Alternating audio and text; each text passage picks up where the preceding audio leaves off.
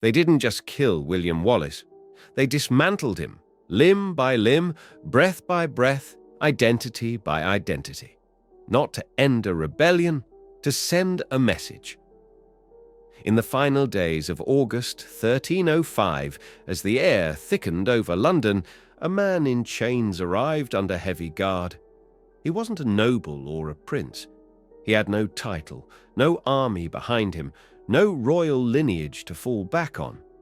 But William Wallace carried something infinitely more dangerous: the memory of defiance. To the English crown, he was a traitor. To the Scots, he was freedom personified. To history, he became a myth. But before all that, before Mel Gibson's blue face paint and before the battle cries etched into cinema, Wallace was a man. Flesh and fear and fury. And the way he died was no accident. It was a state-scripted performance designed to crush the idea he represented. This wasn't justice. It was domination. Wallace had fought differently, unpredictably. He didn't belong to the noble elite. He wasn't trained in courtly war games or schooled in royal etiquette. He rose from obscurity, a commoner, a guerrilla fighter, a man who turned supply raids and ambushes into national victories.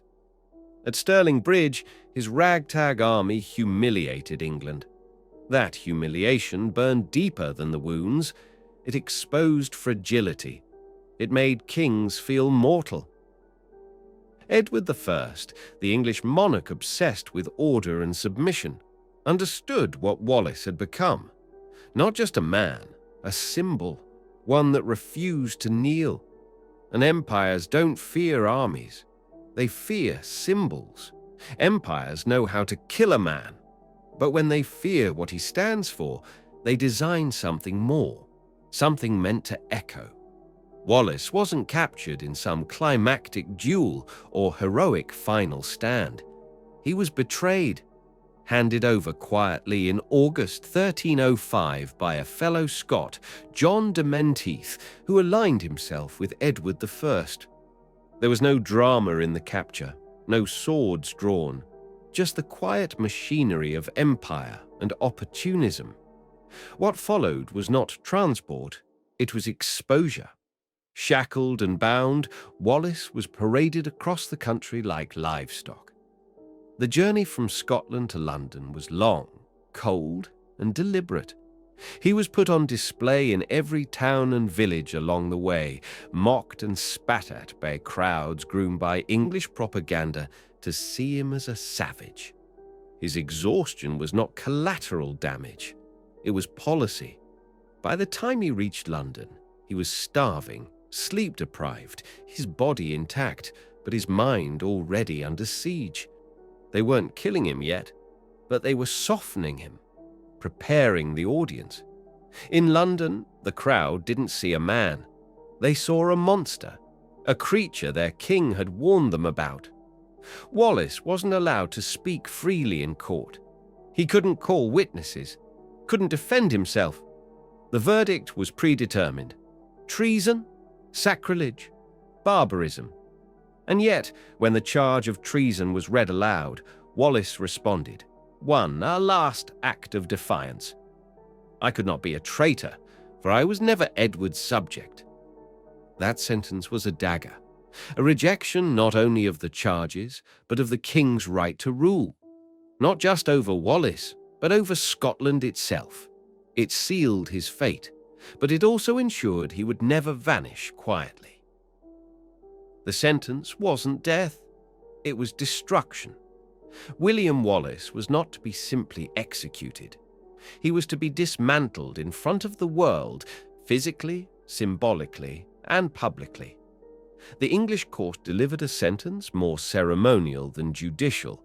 He would be drawn, hanged, emasculated, eviscerated, beheaded, and quartered. Each act wasn't just torture, it was messaging. To hang him until nearly dead was to disgrace him. To castrate him was to erase the possibility of legacy.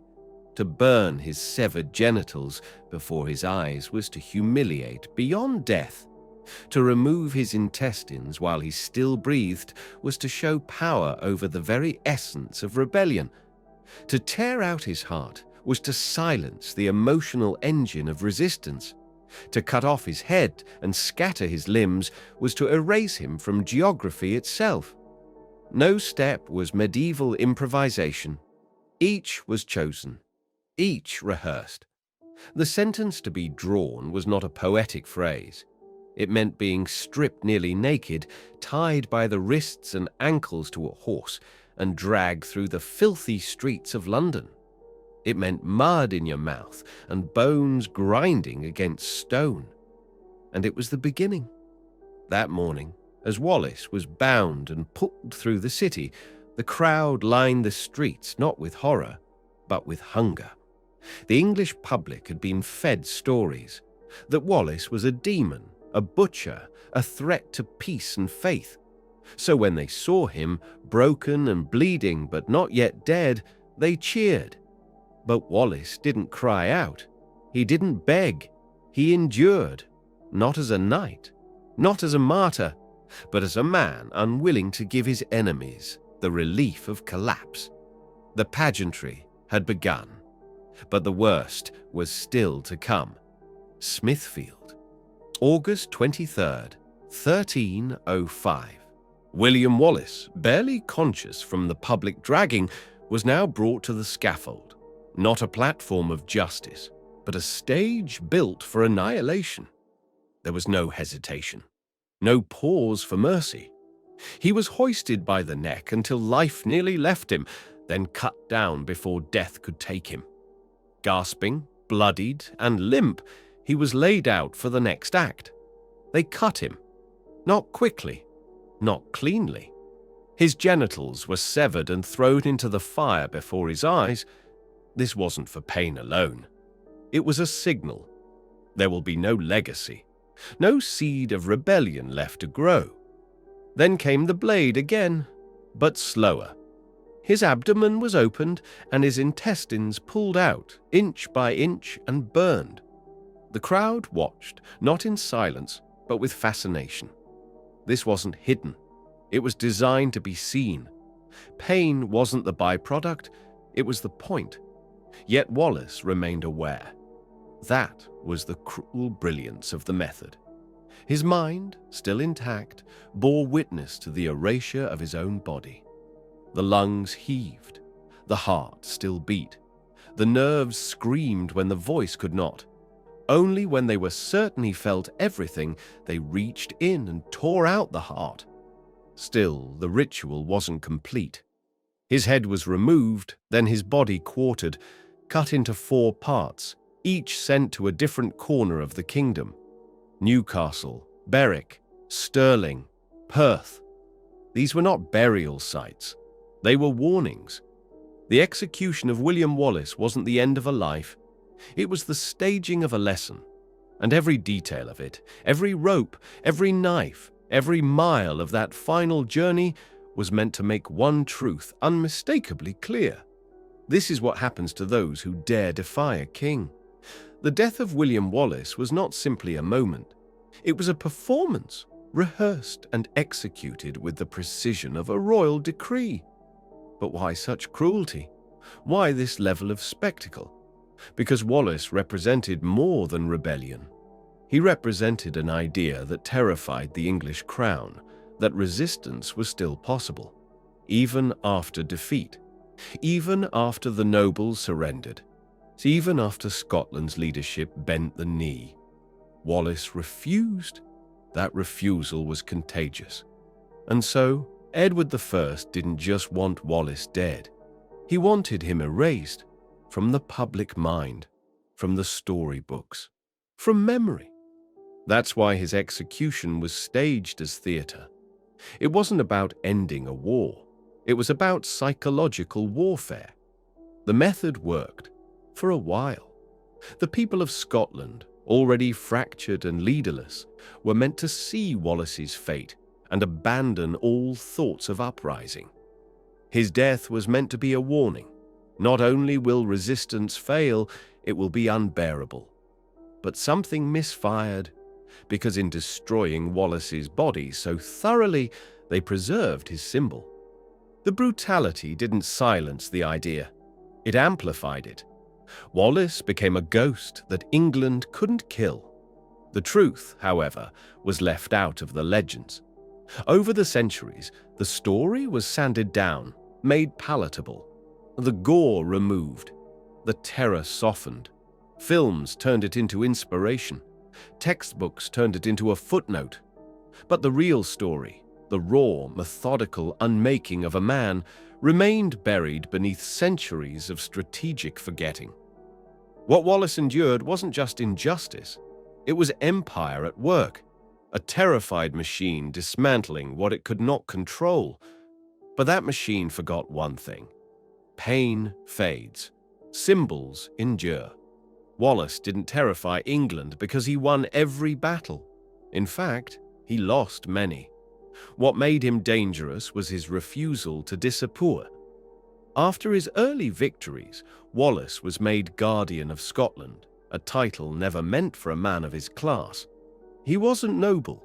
He wasn't born into power. He rose through action, not bloodline. And that made him unpredictable, untethered, and that made him lethal. His guerrilla campaign humiliated English generals who had trained their whole lives in structured warfare. But Wallace didn't follow their rules. He ambushed supply lines. He attacked at night. He made the empire feel vulnerable in its own skin. When Edward I finally returned to crush the rebellion himself, the tide turned. Wallace's forces dwindled. The Scottish nobility fractured. Allies disappeared. But Wallace didn't. He kept moving, kept fighting, kept resisting. That persistence became his true crime. Not the battles, not the bloodshed, but the narrative he refused to surrender. In a kingdom obsessed with order, Wallace was the crack in the wall, the proof that submission wasn't inevitable. For Edward, it wasn't enough to kill him. Wallace had to be unmade. That's why his execution wasn't rushed. It was carefully staged. Every step, from the dragging through the streets to the ritual dismemberment, was a message to the public. This is what happens when a commoner dares to believe he matters. But the plan had a flaw. Wallace was supposed to vanish, but the very spectacle of his destruction made him unforgettable. The Empire killed the man, but in doing so, it built the myth. Wallace's trial was never a trial. It was a ritual. Held at Westminster Hall, the very seat of royal justice, it was designed not to determine guilt, but to exhibit control. He wasn't allowed a defense. No witnesses, no testimony. Just a list of accusations read aloud like scripture. Treason, murder, sacrilege. But the most telling charge, that his methods were unbecoming of a knight. It revealed everything. Wallace didn't fight like a noble. He didn't lead armies in shining armor across open fields. He struck from shadows, used terrain, hit supply lines. He fought dirty, effectively, humanly. And that made the English nervous. Because if the rules could be broken, what else could?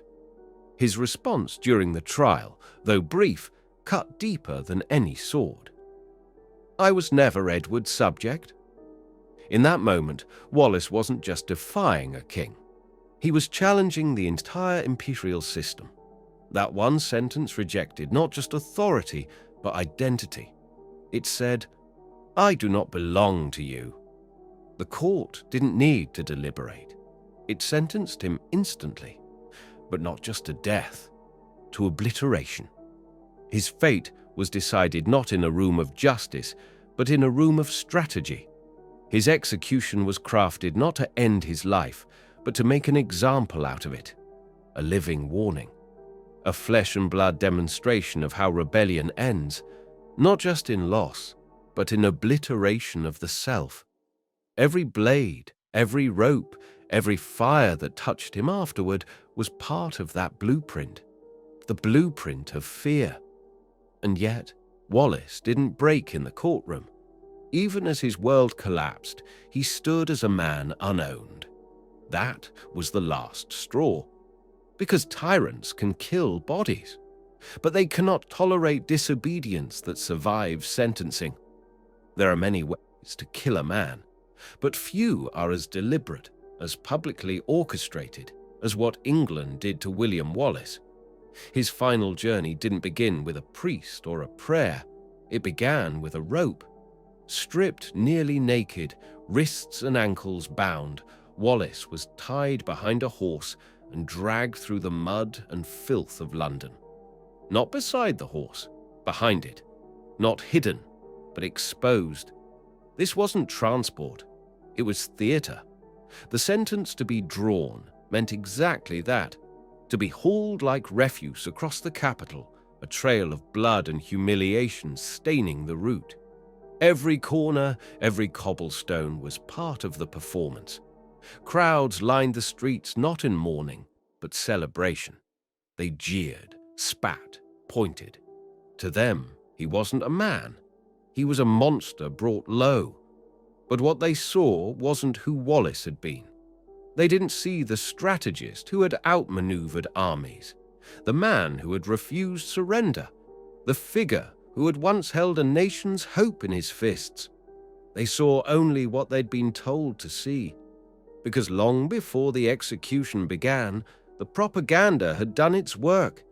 Wallace had been painted as a traitor, a butcher, even a heretic.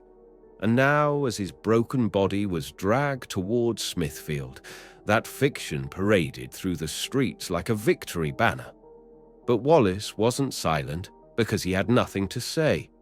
He was silent because the performance allowed no dialogue. This wasn't an exchange. It was a monologue delivered by power. One final act was yet to come, and it would be the most grotesque. Because the real goal of empire isn't to punish, it's to erase. At Smithfield, the execution platform was not just wood and rope, it was architecture, designed for visibility, built for spectacle. Every citizen who gathered that day was an invited witness to imperial messaging. Wallace was hoisted onto the scaffold, bruised, bleeding, and half dead already, but still conscious. That was important. The ritual required him awake, present, aware. The crowd didn't murmur. They cheered, and then the sentence began, not as a verdict, but as choreography. First, he was hanged, not to death, only to the brink, dangling long enough to crush his throat but not silence his breath. Then cut down, gasping, only to face the next horror, castration. They severed his genitals and burned them while he watched. Then came the knife again, slowly, deliberately. His abdomen sliced open, his intestines pulled out and shown to the crowd before being burned piece by piece. Still alive, still conscious. His heart was torn from his chest, only when they were certain he could feel everything. But the cruelty didn't stop with death. It continued with geography. His body was beheaded, then quartered. His limbs dispatched across the land, to Stirling, to Berwick, to Newcastle, to Perth. Not buried, displayed, like signs at the border of empire, a warning that could rot. None of this was random. It was procedural, because in the eyes of the Crown, Wallace's crime wasn't just rebellion, it was inspiration. He didn't just fight, he endured, he persisted, and that persistence made him more than a threat. It made him a legend in the making. So they tried to end not only his life, but the very possibility of his memory. But they failed. The man was gone, but the silence he left behind was not peace. It was pressure. Edward I had wanted to crush a symbol, to send a message so loud, so terrifying, that the idea of rebellion would disintegrate in the minds of the Scottish people before it could form. And for a time, it worked. The spectacle succeeded in its immediate goal. Fear spread, resistance stalled, nobles withdrew further into loyalty, even memory hesitated. But something began to stir where the smoke had settled, because cruelty, when too visible, begins to illuminate what it tries to destroy. In killing Wallace so completely, they had revealed just how afraid they truly were. The horror of his death didn't erase the question he represented, it magnified it. What if a common man could matter more than a king? What if a cause could survive the sword? Wallace's body was scattered, his name blackened, his story censored. But over time, the pieces reassembled, not physically, but in the minds of those who remembered not the execution, but the refusal to kneel. He became more than history. He became resistance encoded. And the irony that would haunt the empire was simple. The performance they built to extinguish him only lit the fire brighter. Because people forget the speeches. They forget the decrees. But they remember the man who stood up when everyone else bowed. And they whisper his name, not in fear, but in defiance. Wallace!